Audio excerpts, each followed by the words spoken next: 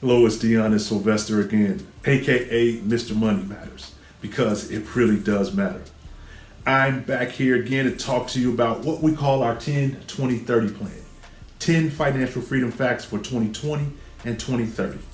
We always talk about financial freedom, options, and choices. Today, we're going to talk about what we call the Texas Chainsaw Massacre when it comes to your finances.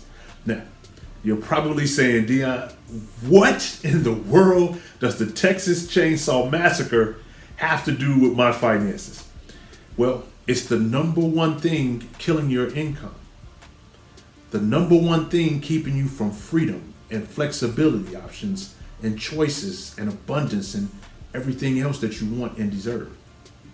It's the number one thing that's causing your family to look for solutions outside of the number one problem that's keeping you in financial bondage. And guess what it is? You ready? Taxes. Now I can see you now. You ready to stop the video? Oh my God, I'm not going to jail messing with you, Dion. Are you talking about tax evasion? Everybody's got to pay taxes. And yes, you're right. You do have to pay your taxes. But there's a huge difference in tax evasion and tax minimization. See, wealthy people don't overpay one red dime in taxes. You see, when you understand that taxes are your largest expense, you look for different ways to minimize them.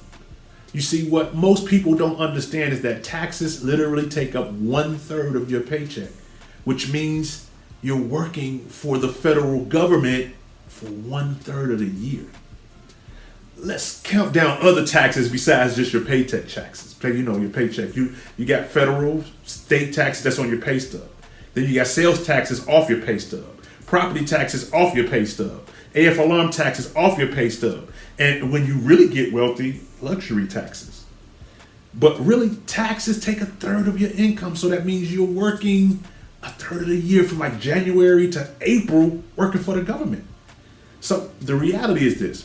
If your cell phone bill is not doing it, and we've all decided to switch plans to lower our expenses, and if eating out and minimizing the meal size is not doing it, and if you're minimizing shopping habits and that's not doing it, and if, for example, you're looking at minimizing your cable or your internet bill and that's not doing it, what is the one thing that you never looked at minimizing that will probably do it? Arguably the largest expense, which are your taxes. You see, people don't really get this, but a tax refund is simply put RE, meaning again, fund means money, so a refund is nothing more than your money again. Your CPA and the federal government, they didn't do you any favors, but you got this blowout once a year when you get this tax refund, when the truth of the matter is, and always remember this, that it's your money anyway. You should think about getting your money up front. As an example, like getting a $6,000 refund back next year. Why don't you get $500 a month this year, put that money to work and lower your taxes ethically, legally, and morally so that money can start working for you instead of you working for the money. To find out how to minimize your taxes and all the other legal things that the government allow you to do to get those taxes down, simply text me. Text me personally. The keyword, we're going to call it lower tax.